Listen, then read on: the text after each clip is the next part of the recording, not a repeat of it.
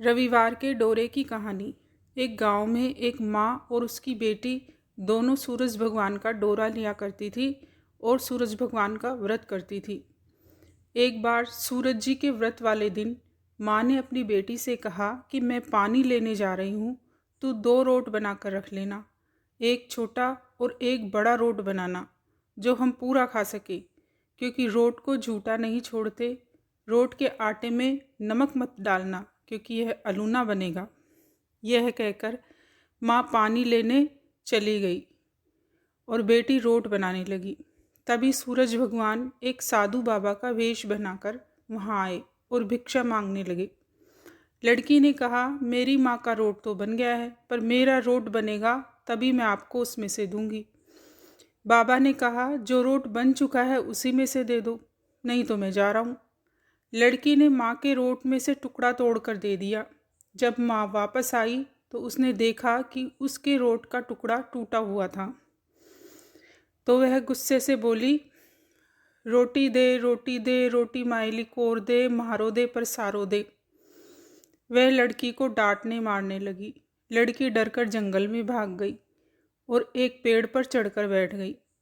सूरज भगवान ने सोचा, बेचारी लड़की को मेरे कारण घर से निकलना पड़ा, इसलिए मुझे इसकी रक्षा करनी पड़ेगी। सूरज भगवान रोज उसके लिए एक रोट और एक पानी का लोटा भेज देते। लड़की अपने खा पी लेती और पेड़ पर ही बैठी रहती। एक दिन एक राजा शिकार करते हुए उधर से निकला। थकान मिटाने के लिए उसी पेड़ के नीचे आराम करने लगा। राजा ने अपने सेवक से कहा कि प्यास लगी है मुझे, पानी मिल जाए तो लेकर आओ।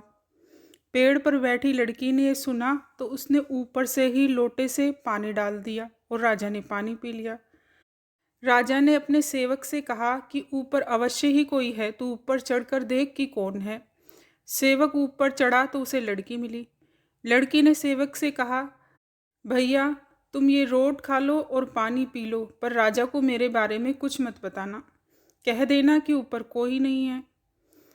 सेवक भूख प्यास से परेशान था। उसने रोट खाया और पानी पी लिया और नीचे जाकर राजा से कह दिया कि ऊपर कोई नहीं है। राजा ने सेवक से कहा कि तू ऊपर गया था तब तो थका हुआ था और आया तो तरोताज़ा दिख रहा है, और नहाया हुआ खाया हुआ छिपाई नहीं छिपता है। मुझे तो संशय हो रहा है, मैं खुद ही ऊपर जाकर देखूंगा। राजा पेड़ पर चढ़ा, वहाँ सुंदर सी ब्राह्मण कन्या को पाया। राजा ने कहा, डरो नहीं, तुम बहुत सुंदर हो, मेरे साथ चलो, मैं तुमसे विवाह करना चाहता हूँ। लड़की राजा के साथ चली गई। राजा ने उसके साथ विवाह कर लिया। साल भर में ही उसने एक सुंदर बालक को जन्म दिया। उसकी अन्य रानियां, उसकी देवरानी, जिठानी आदि उसकी और उसके पुत्र की सुंदरता से जलने लगी थी। जब सूरज भगवान का व्रत आया, लड़की रानी ने व्रत के लिए रोट बनाया। दूसरी रानियों ने राजा से कहा, तुम्हारी नई रानी को रोट बनाना नहीं आता, वह कच्चा पक्का बनाएगी, इससे बच्चे का पेट दुखेगा। नई रानी ने यह बात सुन ली और उसने रोट को थाली के नीचे छुपा दिया और सूर्य भगवान से सहायता के लिए प्रार्थना करने लगी। राजा ने जब पूछा कि थाली के नीचे क्या है, तो उसने कहा कि मेरे गरीब पियर से आया हुआ उपहार है। राजा ने थाली उठाई तो देखा कि उसके नीचे सोने का चक्र था। राजा ने कहा, वाह, गरीब पियर वालों का ऐसा उपहार। पर नई रानी चुप रही। एक दिन रानी खिड़की में खड़ी थी, तभी उसे अपनी माँ दिखाई दी, जो दरिद्र अवस्था में छाजले बेच रही थी। उसने सोचा कि माँ को यहाँ बुला लो तो यहाँ आराम से रह लेगी। इतने नौकर चाकरों में वह भी कुछ काम कर लेगी और किसी को पता भी नहीं लगेगा।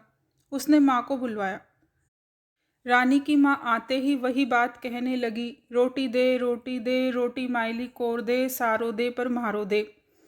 रानी ने सोचा, कहीं सबको पता न चल जाए कि मैंने अपनी माँ को इस तरह महल में बुलाया है, नहीं तो परेशानी हो जाएगी।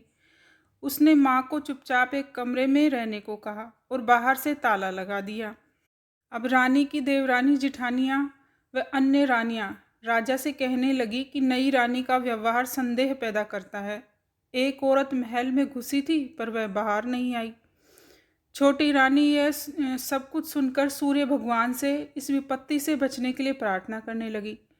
राजा ने वहां जाकर उस कमरे की चाबी मांगी जिसमें उसकी माँ थी। राजा ने कमरा खोला तो वहाँ एक सोने की मूर्ति रखी हुई थी। राजा ने पूछा, यह मूर्ति कहाँ से आई? रानी ने कहा कि मेरे गरीब पीहर से आई है। राजा ने कहा, तुम्हारा गरीब पीहर से इतनी कीमती उपहार आते हैं, मुझे तुम्हारा पीहर देखना है, हम वहाँ चलेंगे। रानी ने फिर सूरज भगवान से मदद मांगी। सूरज भगवान ने कहा कि मैं 1.25 पहर की व्यवस्था तो कर दूंगा, लेकिन फिर मुझे नगरी में उजाला करने जाना होगा, इसलिए तुम्हें 1.25 पहर के बाद राजा के साथ वापस लौटना होगा। सूर्य भगवान ने जंगल में माया नगरी बना दी। महल, झरोके, बाग, बगीचे, रिश्तेदार आदि सब माया से बना दिए। महल की रसोई में कई प्रकार के व्यंजन बन रहे थे। सबने मिलकर और खा पी कर रानी ने राजा से वापस चलने को कहा। राजा ने कहा, जल्दी क्या है, थोड़ा आराम कर ले। रानी ने बड़ी मुश्किल से राजा को वापस चलने के लिए मना लिया और वे रवाना हो गए।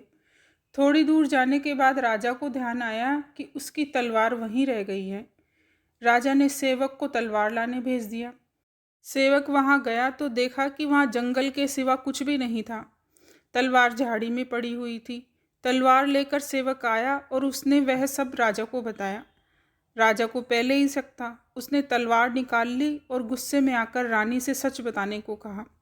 रानी ने सब कुछ सच सच कह डाला और सूरज भगवान की कृपा और मदद के बारे में भी बताया। यह सब सुनकर राजा बहुत खुश हुआ और रानी को सूरज रोट व्रत करने के लिए कहा। रानी का मान और बढ़ गया। हे सूरज भगवान, जैसा सुख उस लड़की को मिला वैसा ही सुख यह कहानी कहने वाली और सुनने वाले को भी मिले। बोलिए सूरज भगवान की जय। यह कहानी आपको अच्छी लगी तो लाइक, शेयर, कमेंट और सब्सक्राइब करना ना भूलें। धन्यवाद।